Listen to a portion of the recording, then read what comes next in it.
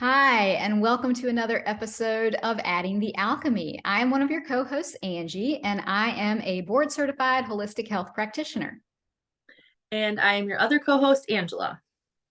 So today we're just kind of winging it through our conversation. We wanted to talk a little bit about the fact that we are finally in the new year, the official astrological new year.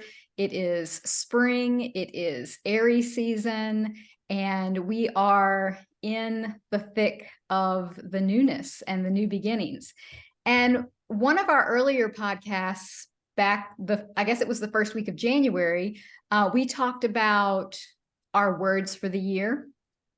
And we talked about the fact that while it was the new year, as far as flipping the calendar, we definitely did not resonate with January 1st being the new year because we're still in the dead of winter, because it is not the Zodiacal New Year or the astrological New Year.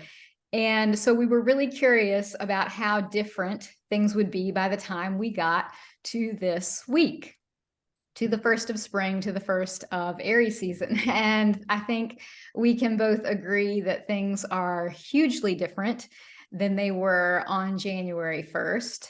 To me, when I think about when we did that episode on our words for the year, like I understand looking at the calendar, that was 2.5 months ago, but it feels like at least 6 months ago, if not a whole year ago. So much has happened in the last 2 months. So much change. And now today, the sun is in Aries, the moon is in Aries, Mercury is in Aries, Jupiter is in Aries.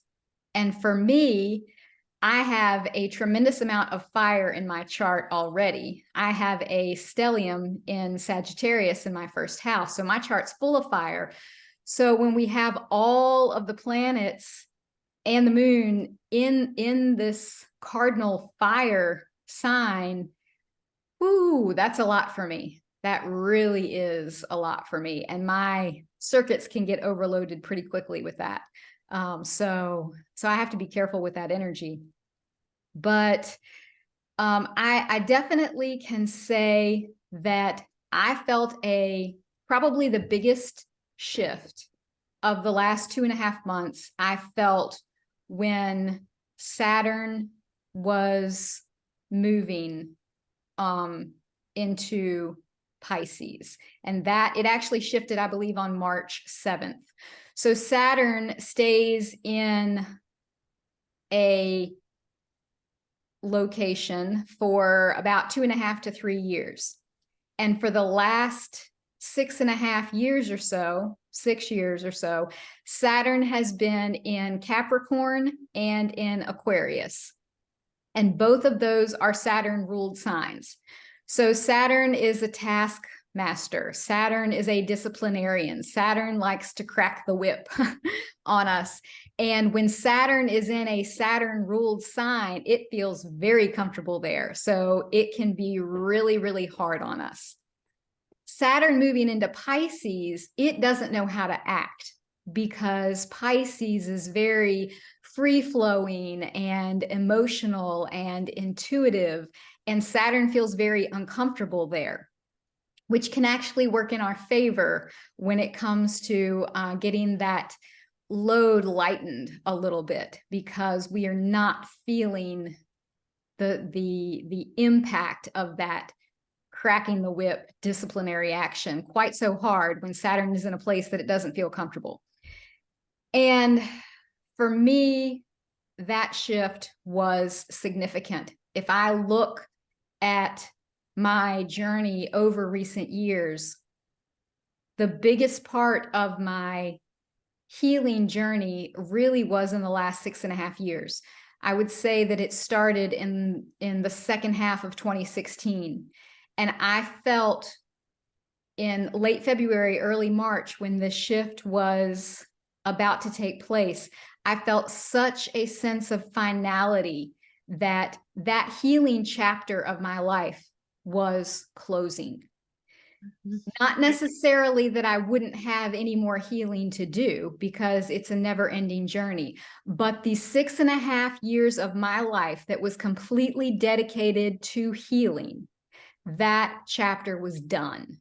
And I felt that so significantly. And so, just like I said, it's such a sense of finality that we are turning that page, that we are closing that chapter, more like closing that book.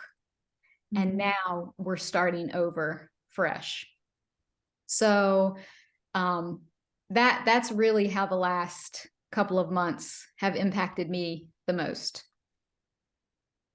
Yeah, my word at the beginning of 2023 was power.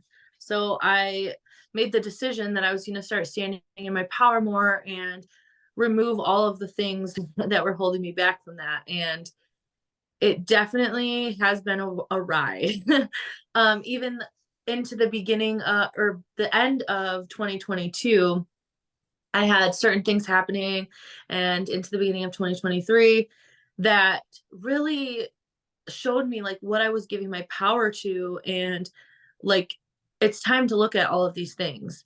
And I've been on this journey with food, with like worrying and control, and just letting go of trying to control everything. And when I can't control everything, then I'm worrying about it. And something that came to me recently was the fear of the unknown. We have this huge fear of the unknown. And so we don't stand in our power moving forward, because the whole world is telling us that that unknown is going to be scary and bad, and who knows what can happen and all these things. But without stepping into that unknown, we can't expand. So it's kind of like, we need to be able to trust in ourselves to move into that unknown. So that was kind of me starting to cultivate this power more and more. And in my healing journey, I've been healing for probably around 2016, 2017. Also, I started really, really diving into this. And it's taken me many years to start stripping away the layers. And it was almost like the power was the last one I was afraid to look at, because when you really are starting to step into your power, you have to get very honest with yourself. And there were some things that I had to admit to myself that were scary at times. We don't want to feel like the bad person. We don't want to feel like, oh, wow, I was manipulative too. Oh, wow, I was the toxic one too. Mm-hmm. All these things that we don't want to look at. For me, one of the main things was worrying about my dogs. And like my one dog gets sick all the time, and I've taken her to the vet a million times, and there's like nothing really that they have answers for. So it was like a constant worry in the back of my mind. What's going to happen next? Oh, something's happening. Oh my gosh. Like, and and then once I feel like I had control of the situation, I felt like I had it figured out. We had a pattern happening, and the second that something derailed that pattern, I went back right into the, oh my gosh, something's. And so I had to look at it from a deeper perspective rather than just about my dogs. I looked at it as, okay, I have this need for control. When I was a child, I realized that when I control things, when I feel like I'm in control of things and I know what's going to happen next, as long as I don't go into that unknown, I'm going to be okay. I know what's going to happen next. I'm going to be okay. And that was holding me back from all of these big things that I'm ready to bring into the world, and all of these things that I'm ready to step into. And I can't I can't step into these things without going into the unknown, because I've never been there before. So I had to really start removing these things and looking at these things. And this is, I think, too, with a lot of issues that come up in people's lives, we look at the thing. Mm-hmm. We look at what's happening instead of looking like, okay, let's pull apart. Okay, let's pretend this wasn't about my dogs. What is the deeper feeling there? because this is why a lot of people don't get honest with themselves and don't get to true healing, because they don't want to look at, okay, this isn't about my dogs at all. This is deeper than that. This is me still trying to control things in my life when, control is is just an illusion. Mm-hmm. The other day I was driving in the woods with my aunt and uncle, and I was going down this road, and it was really bumpy, and we were like going all around, and I'm like flying everywhere, holding onto the handle. And my aunt said to me, Angela, if you just stop resisting it and let yourself flow, it will be so much easier. And I was like, what? This is exactly the message I've been needing to hear the whole time. And it's like I knew that, I could feel that, but when she said that, I was like, boom, that's it. That's the thing. Mm-hmm. This is the thing that I've been working on for many, many, many years. But now it's coming to the point where, like, hey, we either remove this or you're going to continue these same cycles. Like, come on. So I had to get really real with myself and look in the mirror and say, okay, am I gonna really start to face these scary things so that I can move into the unknown, by trusting myself, trusting the universe, trusting God, trusting nature, trusting everything is going to work out exactly for my highest good. And you just have to let it flow. Mm-hmm. The more you resist, the harder it is. And that's the whole control issue that I've been having to let go of. Another thing that I noticed when we're moving into all these different cycles and things is grieving what I thought I had, grieving love that I thought I felt, that now looking back, I'm like, oh my gosh, the version of me then thought this was love, but looking back, I now have to grieve that because I see like that was not love. Mm-hmm. But just because I'm looking back and saying that doesn't mean that's healing. I need to actually go back and grieve the love I thought I felt, the specialness I felt. I need to grieve those things because my soul, my ego, I guess it'd be more like my ego, is wanting to feel special, Mm-hmm. is wanting to be loved like that and feel that love. So I have to grieve that. I have to grieve what I thought I knew. And we don't look at things like that. Even now I'm working on my relationship with food, and even grieving I know this sounds really crazy, but grieving the feelings that I got from certain foods that I'm trying to let go of Mm-hmm. is really difficult. Mm-hmm. And I know it sounds crazy to be like, yeah, I'm grieving food today. Mm-hmm. Like, but it's real. It's really Yeah. real. You don't take that part into consideration a lot of times. Yeah. I feel that fully for a lot of reasons. I think part of the reason that we never get to the grief is because there's always something on top of it. And that's one of those deeper, deeper layers that if we don't do the work to peel back what's on top of it, we're never going to get to it. A lot of times anger is what's on top of it. And we are taught not to get angry. We are taught that our anger is bad. We're taught that, this anger, we should not show our anger. And I agree, we need to do it in healthy ways. We don't need to show it in any way that's going to hurt somebody. But anger is an incredibly important emotion. And a lot of times you can't get to the grief until you go through the anger. But when it comes to grieving the food, I understand that fully because I, at this point in my life, feel and function my best when I stay strict carnivore, at least like 95% carnivore. But I have a lot of memories around food. I have a lot of memories around like my grandma making cookies and candies and all kinds of sweet stuff. She wasn't the greatest cook when it came to real food, but she, made all the sweets. And so there's a lot of memories that we hold on to like that around food. And food is such a cultural thing, and it's a family thing, and it's a gathering together thing, and it's a friendship thing, and food is tied to everything. So there are those times when you really have to disconnect from the emotion that's behind it and just go with what your body is going to thrive with. because if you Mhm. stick with the emotion that's behind it, it's generally not going to serve you. I had a situation this week too that was a grieving process that I totally did not have any idea that I needed to grieve. I got a new mattress, which sounds totally random. Went shopping for the mattress on Saturday. They delivered it on Monday. So, my first night on that mattress was absolutely horrible. I have slept on plenty of mattresses, especially in the last 3 or 4 years. We've been traveling for my husband's job. We've been living in hotels and corporate apartments. I've slept in a lot of mattresses, and I Mhm. have never gotten up ever feeling the way that I felt on Tuesday morning when I got up. My body hurt so badly. My skin burned. Every muscle, every joint, everything. It was so much pain. And I literally thought, I have wrecked my life.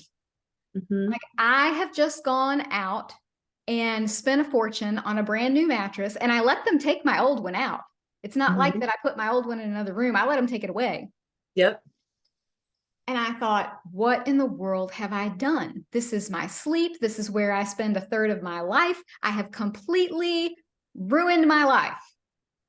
And Tuesday morning, when I got up feeling this way, I spent about 15 minutes like just weeping because I Mhm. thought I ruined my life. And after, processing all of that and talking through that, talking to you about it, and what I realized was I had a connection with that mattress. That Mhm. mattress was the first thing that I bought for myself when Yep. I left my first marriage. Mhm. So I was in that marriage for 20 years. When Mhm. I left and got my own place, that mattress was the first thing that I bought. Mhm. That mattress has been with me for my 6.5 year healing journey. Mhm. And I had no idea that there was an emotional attachment Mhm. until I let the mattress people take it out the door. Yep. And one of the most random things about what I was feeling all day Tuesday that I couldn't figure out was that my elbows were hurting so bad. Of all of my body parts that were hurting, like my elbows. And I thought, this is crazy. What is this? Why in the world do my elbows hurt? And I, of course, there's an emotional connection to all kinds of pain. And I knew that if your knees hurt, it means that you're being stubborn, and you're too rigid, you're not flexible enough. So I thought, okay, well, that's kind of in line. Maybe elbows and knees kind of go together. So I Googled, because I know a lot of them, but elbows were a new one for me. So I looked up, what is the emotional root cause of elbow pain? Resistance to change. Resistance to change. You can't make this stuff up. Really, you can't. So even though I thought that I wanted a new mattress, I thought I was ready. The other one was a queen. We wanted to spread out. The dog's always in the bed, wanted more room. So let's get a king. I had no idea that there was that emotional connection. And we did have to make a couple of tweaks to make it feel better for me. But Wednesday morning, the very next day, I got up pain free. No skin burning, no pain, no elbow pain, no muscle pain, no nothing. I was good to go. So this was an emotional response. And the physical symptoms were no joke. Like, I had Yep. never gotten out of the bed in that much pain. I thought, what in the world? Yeah. And it was completely emotional. And the way that emotion just poured out of me when I got up on Tuesday, like literally weeping over this Yep. bed situation, I was grieving the loss of that mattress. It's crazy. And another thing that I realized in the process, you talked about your word for the year being power. Well, my word for the year is unencumbered. And when I chose that word, I was a little bit fearful because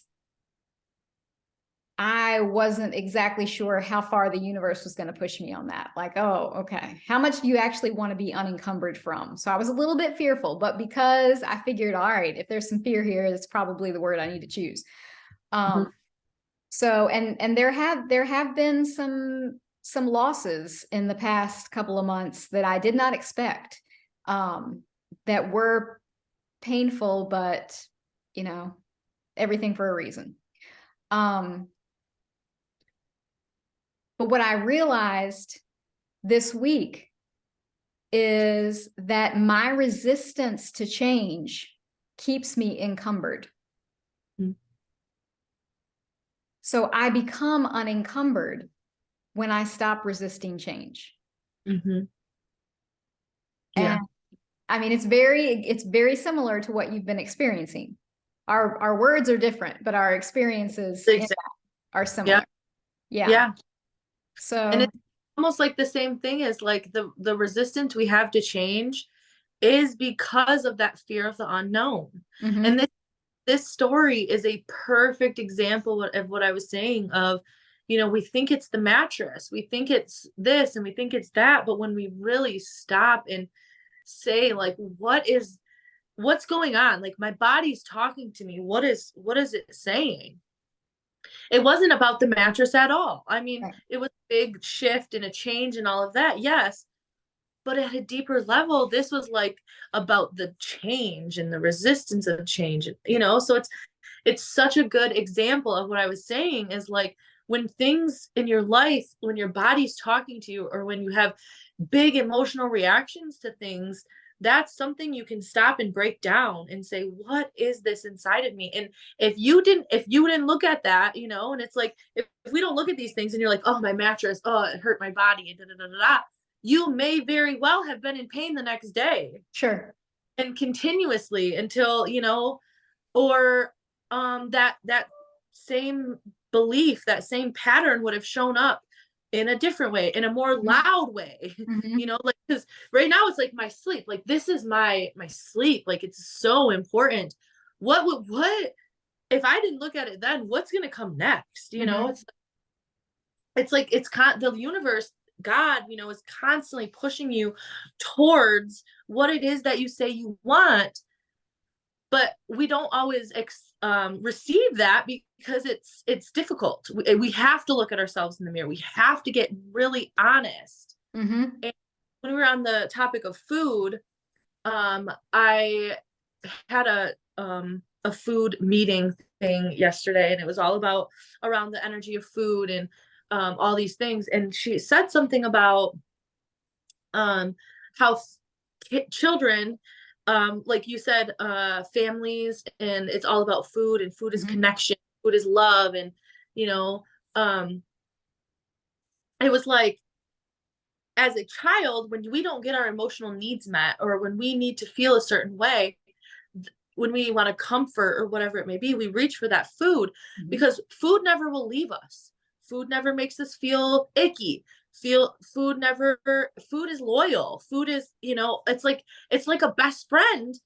And I know for me, when I was a child, this was like my best friend. It was the way I comforted myself, the way I, when I felt like I needed some love or something and there was nobody around to do that, I would reach for food. It was like my best friend. And those patterns stuck with me through my whole life. And it's like, now that I'm like, okay, I'm ready to stand in my power.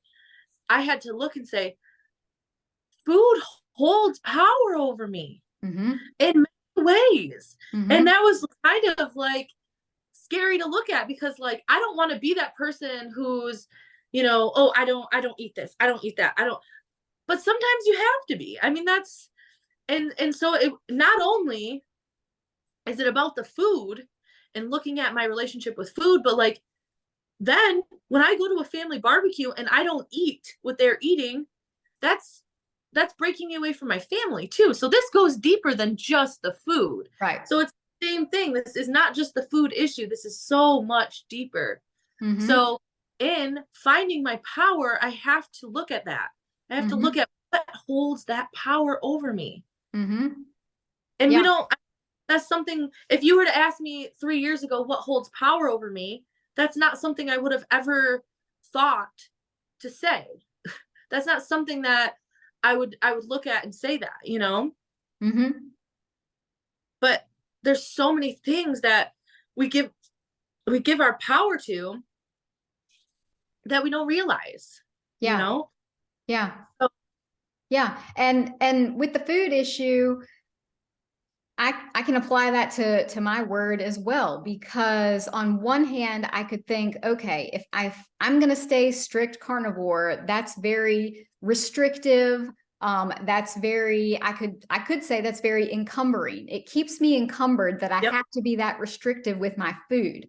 However, the flip side of that is when I eat something that I know is not aligned with my body, even though my palate might want it, my taste buds might want it, my emotions might want it, and I eat it, and the next day I have a migraine and I can do nothing but lay on the sofa because I'm knocked out with the migraine for the day. That is being encumbered, mm-hmm, because then I can't do what I want to do with my day right, because I have this experience.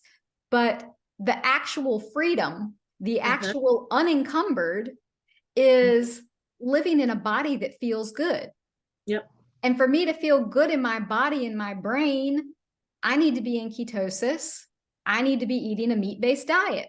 And that's just how my body operates. That doesn't mean it's what anybody else needs to do, but for me, that's my sweet spot. yep, So you have to sometimes flip the script on how you're looking at it. mm-hmm, Which one is encumbering? Is it encumbering to have to eat this restrictive diet, or is it encumbering to be laid out with a migraine? You yeah. know? And I think same with boundaries. You can look at, making boundaries in that way because, at the beginning of my healing journey, I had no boundaries, literally pretty much no boundaries. I would do anything for anyone at any time, whenever they asked, and I would neglect myself because that's what I was supposed to do, because that's how they would love me. No boundaries. Mm-hmm. So then when I started putting the boundaries, I was like, oh, but this kind of feels selfish. This kind of feels selfish. So you could think like, okay, well, this is encumbering me into selfishness or something, like, Yeah. but then if you look at it as like, no, this is not selfish, because we're told that it's selfish. This is a world of, wow, you're choosing yourself over another person. That is selfish. But if Mm-hmm. you yourself, you can't give to others.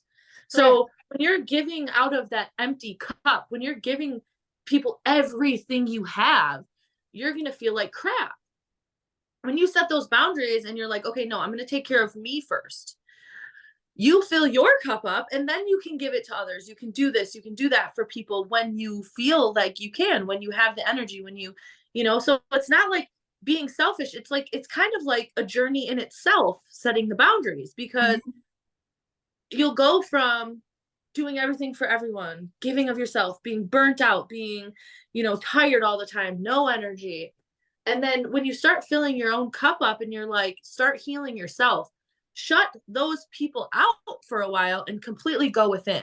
I very much had to do that. Like, I'm sorry, I know that you depended on me for this. No, no, no, no, no. And you Mm-hmm. don't have to do that forever. That's Right. not like for the rest of my life I'm doing nothing for no one ever, because Mm-hmm. no, it doesn't. It's like you have to take that time away to be able to like cultivate your own self-love and your own power, and see that, your own needs and your own wants, because when you're constantly giving to everyone else, you don't even know what you need. You don't even know what you want, because you're so immersed in everybody else's lives. Mm-hmm. I think the goal is to be able to give from the overflow, Absolutely. so that Yeah. your cup is constantly full and Yeah. anything that you give to others is out of the overflow. Yes. Yeah. Absolutely. And Absolutely. That's it takes a process to get there. It takes that inward journey. You have to hermit in. You have mhm. to push everybody out for a little bit and really go within. And sometimes it takes 6 years to do it. And Scary. It yeah, can be, sure. yeah, and that's okay, because when you get to the other side of it, that's when things can really start to move forward. And I feel like that's kind of like where we are now. We're just at the beginning of the other side of it. You and I are. There's some people that haven't started yet, but I feel like for us and our journeys, and feeling that sense of closing that chapter, and now we can really start fresh and start to move into the new. And that's what's happening with so much shifting going on right now. The Saturn shift that I already talked about today, Pluto is moving into Aquarius, which is a massive shift. Pluto is a generational planet. It only switches signs every 15 to 20 years. And I think it's been over 200 years since Pluto has been in Aquarius. So this shift is a huge one. Because Pluto is, far away, we don't feel the effects immediately. Like every time Mercury changes, we feel that, we experience that. Pluto, it's a very transformational energy. It's a bigger energy. It's a global energy. And we might not all feel it like that. But it is going to make massive changes in our world over the next 20 years. And we're going to get a taste of it here for the next couple of months. So yeah, it's exciting. Big, huge shifts. We are living in a time that other people have not lived in before. And yeah, It's exciting. it's exciting. So before we go, I want to share a couple things that I've got on the burner here. I have started a new private Facebook group called Outside of the Box with Angie. And it's basically just a place where I share my holistic wisdom for people who resonate with me and my content. And it could be anything from carnivore to astrology to Bach flowers to human design, to whatever is filling my brain at the time.